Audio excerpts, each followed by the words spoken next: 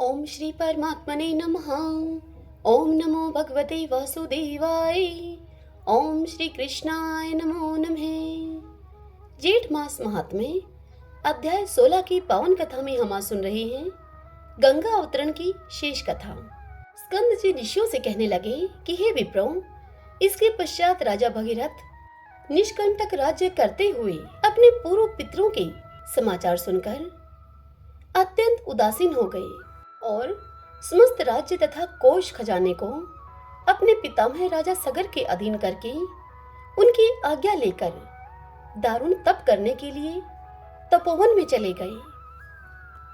श्री शिवजी को प्रसन्न करने के लिए निराहार रहकर स्थिर चित्त से पंचाक्षरी विद्या ओम नमः शिवाय इस मंत्र का जप करने लगे तथा 10 वर्ष के पर्यंत दिन रात एक पैर से स्थित रहकर जल मात्र आहार करके तथा वायु पीकर वह तप करने लगे। इस प्रकार तप करते हुए जब राजा भगीरथ को बहुत अधिक समय बीत गया, तब भगत वत्सल श्री शिवजी महाराज स्वयं वहां आकर प्रकट हुए। भगीरथ की भक्ति के वशीभूत होकर जब वर देने के लिए श्री शिवजी महाराज स्वयं वहां पर आए, तब राजा भगीरथ ने शिवजी को देखकर और प्रणाम करके उच्च स्वर से मधुर वचन इस प्रकार बोले। भगीरथ कहने लगे कि हे शिव शंभु, आपको नमस्कार है। हे सब सुखों को देने वाले हे जगन्नाथ, आपको नमस्कार है। विश्व के सर्जनहार रजोगुण स्वरूप आपको नमस्कार है। हे पालनहार सदैव गुण स्वरूप आपको नमस्कार है। हे सबके पालनहार, कर्मों के फल के दाता, भुक्ति भोग्य पदार्थों और मुक्ति के दाता, मन क्रम वचन स्वरूप ब्रह्मीभूत आपको नमस्कार है। वायु को अंदर रोककर ध्यानशाली योगी लोग जिस निरीह शंभु को देखते हैं, उन सदाशिव को सदैव नमस्कार है।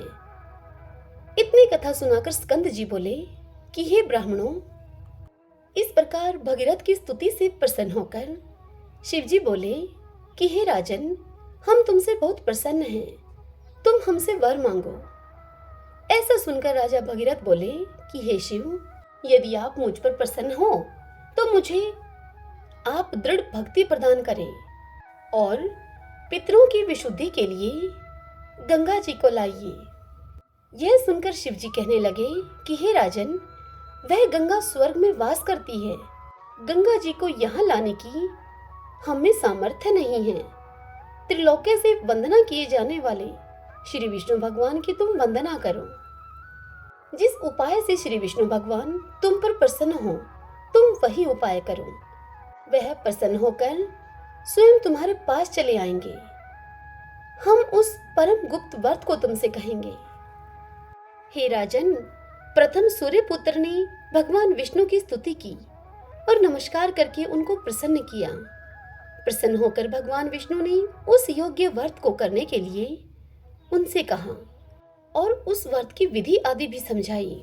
इसके पश्चात बहुत दिनों तक भगवान विष्णु ने उस व्रत को गुप्त रखा। इस समय उस व्रत को मैं तुमसे कहता हूँ, तुम विधि पूर्वक उस व्रत को करो। ज्येष्ठ मास में प्रातः काल उठकर विधि पूर्वक स्नान करो और त्रिविक्रम अर्थात वामन भगवान का पूजन करो। पंचाग्नि का सेवन करो, ब्राह्मणों को दही चावल का दान करो और श्रेष्ठ जल का दान करो। इस प्रकार 1 मास तक व्रत करने से भगवान प्रसन्न होंगे और समस्त पापों का नाश करने वाली उस स्वर्ग वाहिनी गंगा जी को लावेंगे। तत्पश्चात भगीरथ ने उन भगवान विष्णु की स्तुति तथा नमस्कार करके उनसे परम पावनी गंगा जी पृथ्वी पर लाने के लिए याचना की। तब विष्णु भगवान भगीरथ से बोले कि हे भद्र भगीरथ, तुम मंदाकिनी के पवित्र तट पर मेरे साथ चलो। वहां चलकर जप हवन स्नान द्विज तर्पण ब्राह्मण भोजन और भक्ति युक्त चित्त से अनशन व्रत करो। भगवान विष्णु के इन वचनों को प्रमाण मानकर राजा भगीरथ ने विष्णु भगवान के साथ मंदाकिनी के सुंदर तट भाग में स्थित होकर विष्णु भगवान के कहे हुए व्रत का परम भक्ति से अनुष्ठान किया। तब श्री शरदवीरा गंगा जी प्रसन्न हो गई और फिर राजा भगीरथ के सामने सुंदर नेत्रों वाली स्त्री रूप में प्रकट हो गई। यही त्रिपथा गंगा है। ऐसा जानकर भगीरथ ने इनकी स्तुति की और मंदाकिनी प्रसन्न होकर बोली कि हे राजन, तुम मुझसे वर मांगो। ऐसे वचन सुनकर राजा भगीरथ बोले कि हे भद्रा, मेरे साथ तुम पृथ्वी पर पितरों की मुक्ति के लिए चलो।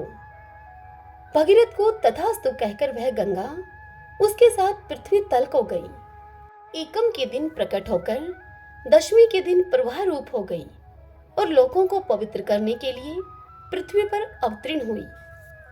तत्पश्चात भगीरथ ने गंगा जी के दिव्य जल से अपने पितरों को प्लावित किया। तदंतर गंगा जल से प्लावित वे सभी भस्म राशि सगर के पुत्र दिव्य देहधारी होकर वैकुंठ को गए। इति श्री ज्येष्ठ मास महात्म्ये गंगा अवतरण षोडश अध्याय संपूर्ण। हरिओम तत्सत। ओम नमो भगवते वासुदेवाय। इससे आगे की कथा कल हम अगले अध्याय में सुनेंगे। आइए अब हम श्री राम कथा का श्रवण करते हैं। सभी बोलिए श्री रामचंद्र भगवान की जय। श्री सूत जी इस कथा को सुनाते हुए ऋषियों से कहते हैं कि हे विप्रवरों, पहले की बात है, बृहदुमन नाम से प्रसिद्ध एक महाबली चक्रवर्ती राजा हो गए हैं। वे समुद्र पर्यंत समस्त पृथ्वी का धर्म पूर्वक पालन करते थे। उन्होंने सत्रयाग के द्वारा इंद्र आदि देवताओं का यजन किया। परम विद्वान धर्मात्मा रैभय जी उनके पुरोहित थे। रैभय के दो पुत्र हुए, अर्वावशु और परावशु। वे दोनों 6 अंगों के सहित संपूर्ण वेदों के विद्वान तथा श्रोत स्मार्त कर्मों के तत्वज्ञ थे। न्याय, मीमांसा, सांख्य, वेदांत, वैशेषिक, योग शास्त्र और व्याकरण शास्त्र के मर्मज्ञ विद्वान थे। मनु आदि धर्मशास्त्रों के वे निष्णात पंडित और संपूर्ण शास्त्रों के ज्ञान में चतुर थे।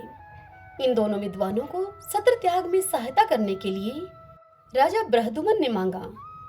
पिता की आज्ञा लेकर वे दोनों भाई बृहदुमन राजा के सत्र में गए। वे युगल अश्विनी कुमारों की भांति परम सुंदर दिखाई देते थे। रैभय मुनि जेठी पुत्र वधू के साथ स्वयं ही आश्रम पर रह गए थे।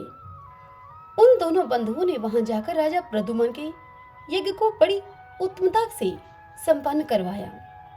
जब वह यज्ञ होने लगा तब राजा के बुलाए हुए सभी मुनि उस यज्ञ को देखने के लिए आए। उनको आया हुआ देखकर महाराज बृहदुमन ने सबका आदर पूर्वक अर्घ्य आदि से सत्कार किया। उसी समय आमंत्रित हुए राजा लोग आदर पूर्वक वह यज्ञ उत्सव देखने के लिए अनेक दिशाओं से चतुरंगनी सेना के साथ आए। ब्राह्मण, क्षत्रिय, वैश्य, शूद्र, इन चारों वर्णों तथा ब्रह्मचारी, गृहस्थ, वानप्रस्थ और सन्यासी, इन चारों आश्रमों के लोग भी वहां पर जुटे हुए थे। श्रेष्ठ राजा ने उन सबका यथायोग्य आदर सत्कार किया और सबको भोजन के लिए अन्न, घी आदि पदार्थ दिए। वस्त्र, स्वर्ण, हार एवं नाना प्रकार के रत्न में भेंट किए उन्हें। इस प्रकार राजा बृहदुमन ने यज्ञ में पधारे हुए सभी अतिथियों का सत्कार किया। रैभय के पुत्र अर्वावशु और परावशु ने यज्ञ आदि कर्मों को बिना किसी भूल के विधि पूर्वक संपन्न कराया। उन दोनों भाइयों की निपुणता को देखकर वशिष्ठ आदि सभी ऋषियों ने उनकी प्रशंसा की।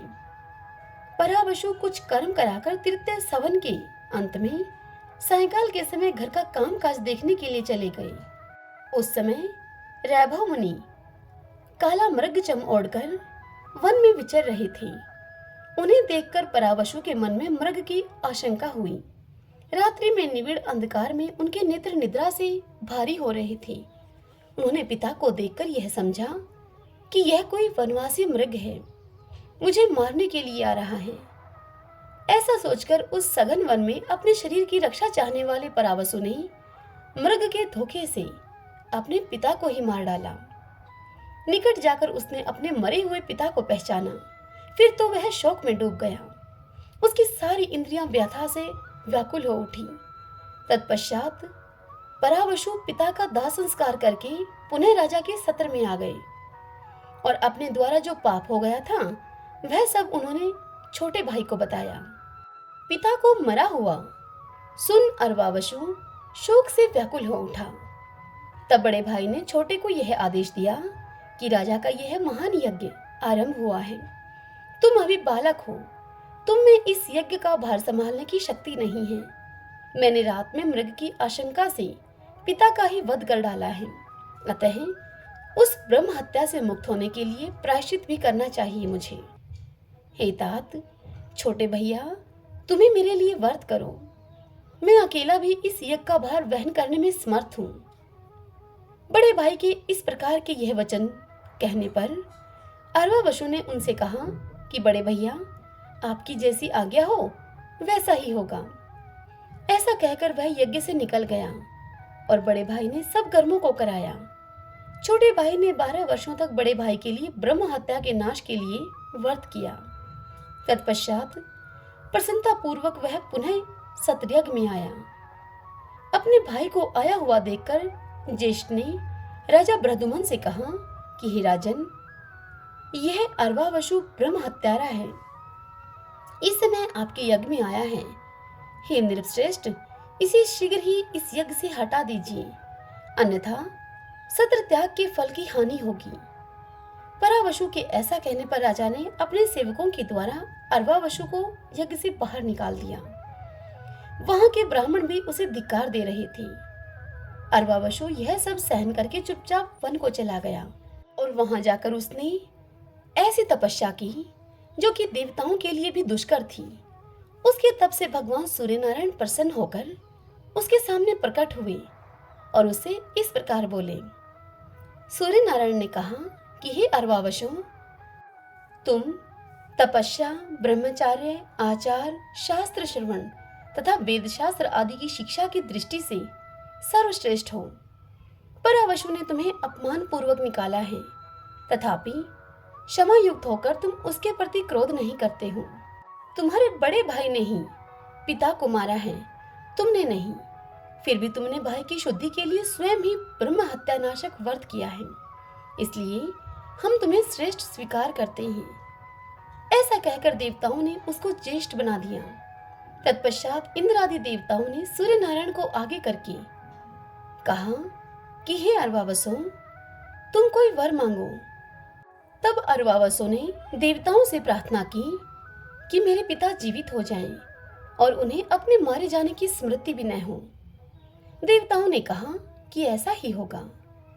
इसके सिवा हम तुम्हें दूसरा वर भी देना चाहते हैं, मांगो तुम। अरवावशु कहने लगा कि मेरे भाई की दुष्टता दूर हो।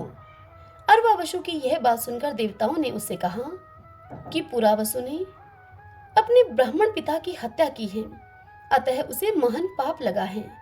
दूसरों के किए हुए पाप की दूसरे के द्वारा किए गए प्रायश्चित से निर्वृत्ति नहीं होती। विशेषतः 5 महापातकों के संबंध में ऐसी ही बात है। इस कारण तुम्हारे भाई परावशु का अभी पाप से उद्धार नहीं हुआ है। देवताओं की यह बात सुनकर अरवावशु ने कहा कि आपका कहना ठीक है, तथापि आप लोगों के महात्म्य और प्रसाद से पिता और ब्राह्मण की हत्या करने वाले मेरे भाई का जिस प्रकार भी उद्धार हो, वह उपाय आप कृपा पूर्वक मुझे बताएं। अरवावशु का यह वचन सुनकर देवताओं ने दीर्घ काल तक इस बात पर विचार किया। तदंतर एक निश्चय पर पहुंचकर अरवावशु से इस प्रकार कहा। देवताओं ने कहा, उस महापातक के निवारण का उपाय हम तुम्हें बता रहे हैं। दक्षिण समुद्र के तट पर जो परम पवित्र मोक्षदायक राम सेतु है, उसी पर धनुषकोटि नाम से विख्यात एक परम उत्तम मुक्तिदायक तीर्थ है, जो कि ब्रह्म हत्या, मदिरापान, स्वर्ण की चोरी, गुरु शय्यागमन तथा इन सब के संसर्ग रूप महापातकों का विनाश करने वाला है। जो मनुष्य मन में कोई कामना नहीं रखकर उसमें स्नान करता है, उसको वह तीर्थ मोक्ष फल प्रदान करता है। वह 2 सपनों तथा नरक के कलेशों का नाश करने वाला एवं धन्य है। तुम्हारा ज्येष्ठ भाई पुरावशु यदि वहीं पर जाकर स्नान करे तो तत्काल ब्रह्म हत्या से वह मुक्त हो सकता है। यूं कहकर देवता लोग अपनी पुरी को चले गए। तदंतर अर्वावशु अपने बड़े भाई पुरावशु को साथ में लेकर श्री रामचंद्र जी के धनुषकोटि नामक तीर्थ में गया। परावशु ने पातक शुद्धि के लिए उस सेतुवर्ती तीर्थ में संकल्प करके अपने भाई के साथ नियम पूर्वक वहां स्नान किया। स्नान करके जब वे बैठे तब एक आकाशवाणी हुई। आकाशवाणी ने कहा कि हे परावसो, तुम्हारी पितृहत्या और ब्राह्मण हत्या नष्ट हो गई है। तब छोटे भाई के साथ परावशु ने श्री रामचंद्र जी की धनुष कोटि को भक्ति पूर्वक प्रणाम किया और रामेश्वर महादेव को भक्ति भाव से मस्तक नवाकर दोनों भाई अपने पिता के आश्रम पर आ गए। वहां रहबे मुनि मरकर पुनः जीवित हो गए थे। उन्होंने अपने दोनों पुत्रों को आया हुआ देखकर मन ही मन बड़े संतोष का अनुभव किया और पुत्रों के साथ भी आश्रम पर सुख पूर्वक अब रहने लगे। श्री रामचंद्र जी की धनुष कोटि में स्नान करने से परावशु के पातक का नाश हो गया था, इसलिए सब मुनियों ने उन्हें स्वीकार किया। सूत जी ऋषियों से कहते हैं कि अब मैं धनुष कोटि की प्रशंसा में सियार और वानर के संवाद का तुमसे वर्णन करता हूँ। प्राचीन काल में एक स्थान पर सियार और वानर रहते थे। दोनों को अपने पूर्वजन्म की बातों का स्मरण था। वे दोनों परस्पर मित्र थे। सियार का नाम रुद्रभूमिष्ठ था।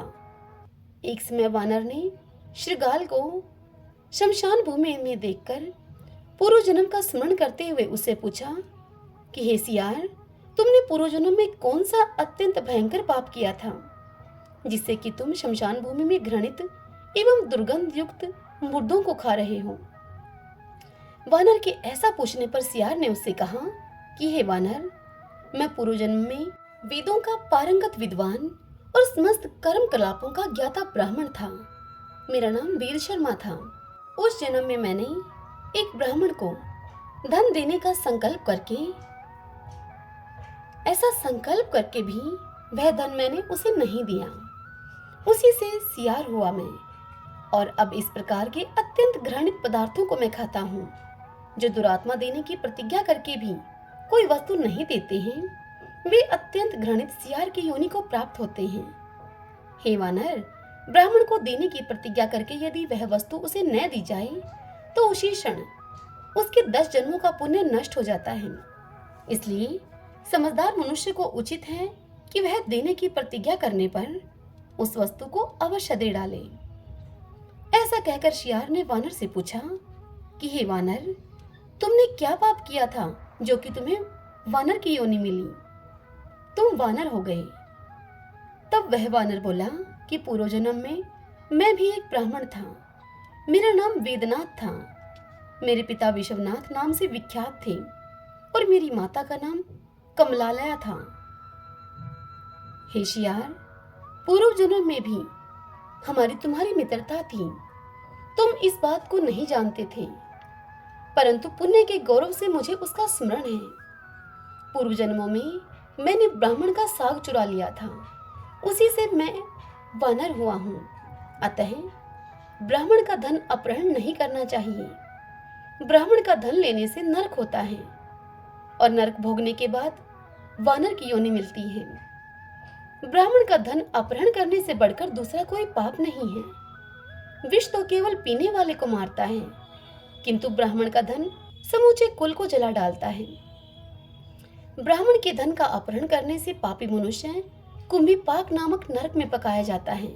उसके बाद शेष पापों के फलस्वरूप वह वानर की योनि को प्राप्त होता है।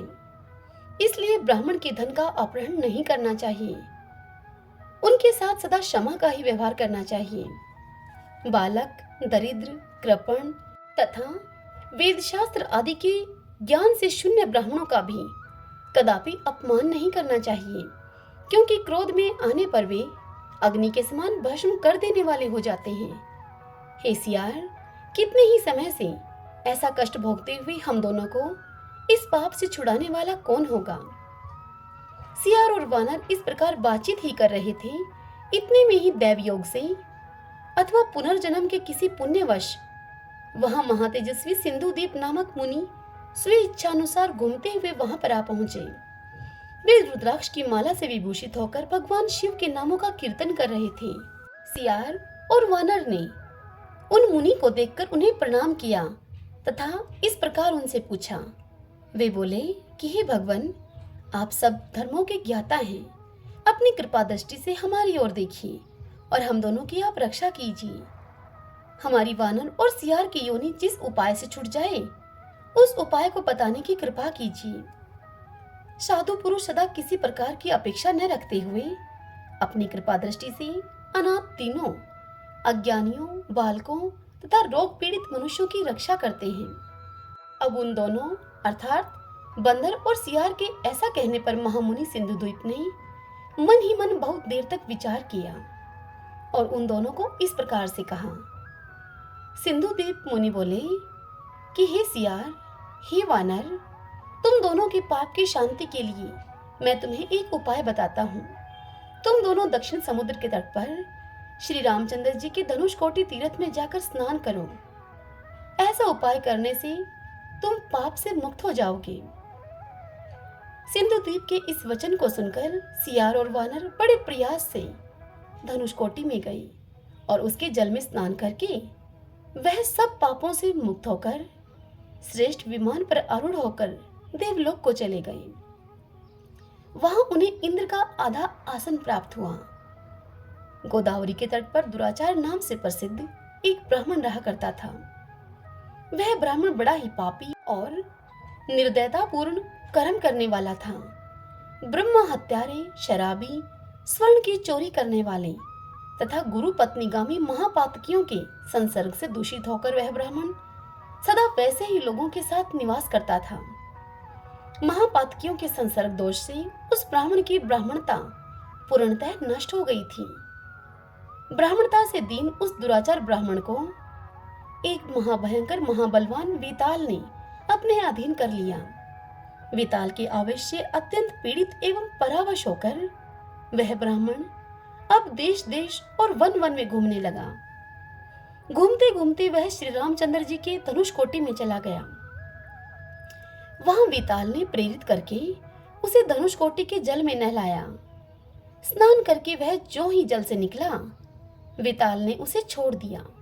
तब वह ब्राह्मण स्वस्थ होकर विचार करने लगा कि यह समुद्र के किनारे कौन सा देश है। गोदावरी के तट पर निवास करने वाला मैं यहाँ पर कैसे आ गया। इसी चिंता में पड़ा हुआ वह ब्राह्मण धनुषकोटि निवासी योगी विप्रवर महात्मा दत्तात्रेय के पास गया और उन्हें प्रणाम करके वह बोला, हे भगवान, मैं नहीं जानता कि यह कौन सा देश है। मेरा घर तो गोदावरी के किनारे है। मैं यहाँ कैसे आ पहुंचा, यह सब बताने की आप कृपा करें। उसकी इस बात को सुनकर महायोगी दत्तात्रेय जी ने थोड़ी देर तक ध्यान करके उससे कहा कि पहले महापातकियों के संसर्ग से तुम्हारी ब्राह्मणता नष्ट हो गई थी, इसलिए तुम्हें किसी वेताल ने पकड़ लिया था। उसी के आवेश से विवश होकर तुम यहाँ पर आए हो। वेताल ने तुम्हें धनुषकोटि के जल में नहलाया है। धनुषकोटि में स्नान करने से ही तुम्हारा महापातकियों के संसर्ग का दोष सर्वथा नष्ट हो गया है। जिस वेताल ने तुम्हें पकड़ रखा था वह पूर्वजन्मों में ब्राह्मण था। उसने अश्विन मास के कृष्ण पक्ष में पावरण की विधि से पितरों का हर्ष पूर्वक महालय श्राद्ध नहीं किया था। अतः पितरों के श्राप देने से वह वेताल भाव को प्राप्त हुआ। इस धनुषकोटि के दर्शन से वह वेताल भी वेताल योनि से मुक्त होकर भगवान विष्णु के लोक को प्राप्त हुआ है। जो मनुष्य अश्विन मास के कृष्ण पक्ष में अत्यंत लोभवश पितरों के उद्देश्य से महालय श्राद्ध नहीं करते, वे वेताल होते हैं। जो अश्विन मास के कृष्ण पक्ष में महालय श्राद्ध के अवसर पर अपनी शक्ति के अनुसार 1, 2 या 3 ब्राह्मणों को भोजन कराता है, उसकी कभी दुर्गति नहीं होती। भादो शुक्ल पक्ष से लेकर मार्गशीर्ष मास के अंत तक तत्वदर्शी मुनियों ने महालय श्राद्ध का समय बतलाया है। इसमें भी भादो का शुक्ल पक्ष विशिष्ट है और उसकी अपेक्षा भी अश्विन का कृष्ण पक्ष अधिक उत्तम माना गया है। उस कृष्ण पक्ष में प्रतिपदा तिथि को जो मनुष्य भक्ति पूर्वक महालय श्राद्ध करता है, उसके ऊपर सबको पवित्र करने वाले भगवान अग्निदेव प्रसन्न होते हैं। वह अग्निलोक को प्राप्त होता है। जो मनुष्य द्वितीया की तिथि में महालय श्राद्ध करता है, उसके ऊपर गिरजापति भगवान शंकर प्रसन्न होते हैं और वह कैलाश को प्राप्त होता है। जो तृतीया तिथि में भक्ति पूर्वक महालय श्राद्ध करता है उस पर ब्रह्मा, विष्णु और शिव तीनों देवता अनुग्रह करते हैं। इसी प्रकार तृतीया से लेकर चतुर्दशी तक महालय श्राद्ध की उत्तरोत्तर अधिक से अधिक महिमा है। जो मनुष्य भक्ति पूर्वक अमावस्या तिथि में महालय श्राद्ध करता है उसके पितरों को अनंत काल तक तृप्ति बनी रहती है। स्वर्गलोक में देवताओं को अमृत पीने से जो तृप्ति प्राप्त होती है वैसे ही अनंत तृप्ति पितरों को अमावस्या में महालय श्राद्ध करने से होती है। अमावस्या तिथि भगवान शंकर को अत्यंत प्रिय है। यह तिथि परम शांत है। इसमें महालय श्राद्ध करके ही वेद वेता ब्राह्मणों को भोजन कराना चाहिए। अमावस्या को श्राद्ध करने वाला पुरुष प्रत्येक आत्मा और ब्रह्मा की एकता को जानकर सायुज्य मोक्ष को प्राप्त करता है। भाद्रपद मास के आने पर देव स्वरूप पितृ हर्ष में भरकर नाचने लगते हैं कि हमारे पुत्र पौत्र हम लोगों की तृप्ति के उद्देश्य से श्रेष्ठ ब्राह्मणों को भोजन कराएंगे। उस भोजन से हमें अत्यंत दारुण नरक का कलेश नहीं भोगना पड़ेगा और जब तक चंद्रमा तथा सूर्य बने रहेंगे तब तक हमारा भी स्वर्गलोक में निवास होगा। पितरों को तृप्ति देने वाले भाद्रपद मास में एवं अश्विन मास प्राप्त होने पर प्रतिदिन भक्ति पूर्वक एक एक ब्राह्मण को भोजन कराना चाहिए। इससे उसके पितृकुल और मातृकुल के पितृ तृप्ति को प्राप्त होते हैं। अश्विन कृष्णा सप्तमी से लेकर अमावस्या तक मनुष्य प्रतिदिन 3-3 ब्राह्मणों को सत्कार पूर्वक भोजन करावे। द्वादशी से लेकर अमावस्या तक तो अवश्य ही ऐसा करे। वेद वेता ब्राह्मणों को इस प्रकार भोजन करावे जिससे कि उन्हें पूर्णतः तृप्ति हो। उस ब्राह्मण की तृप्ति से ब्रह्मा, विष्णु और शिव तृप्त होते हैं। अग्निश्वात आदि पितृ, इंद्र आदि देवता और अधिक कहां तक कहें, तीनों लोक भी तृप्त होते हैं। मनुष्य महालय पावरण विधि से श्राद्ध करे। महालय श्राद्ध में पितृकुल के पितरों की ही भांति मातृकुल के मातामह आदि पितरों को भी प्रसन्नता पूर्वक भोजन कराना चाहिए। भोजन के पश्चात यथाशक्ति दक्षिणा भी देनी चाहिए। जैसे आगे चलने वाले बैलों के बिना गाड़ी रास्ते में आगे नहीं बढ़ती, ठीक उसी प्रकार पितृयज्ञ भी बिना दक्षिणा के सफल नहीं होता। अतः कल्याण की सिद्धि के लिए महालय श्राद्ध अवश्य करना चाहिए। यदि माता पिता के स्याह के दिन एक उद्दिष्ट श्राद्ध भूल से न किया गया हो तो भी महालय श्राद्ध अवश्य करें। यदि अपने पास शक्ति न हो तो दूसरों से धन की याचना करके भी पितरों का महालय श्राद्ध करें। पहले ब्राह्मणों से याचना करनी चाहिए। यदि उनसे धन धान्य आदि की प्राप्ति न हो तो महालय श्राद्ध करने की इच्छा से उत्तम क्षत्रियों के यहाँ पर जाकर याचना करें। यदि क्षत्रिय भी देने वाले न हो तो वैश्यों से मांगे। यदि लोक में वैश्य भी दाता न हो तो पितरों की तृप्ति के लिए भाद्रपद मास में गोग्रास अर्पण करें।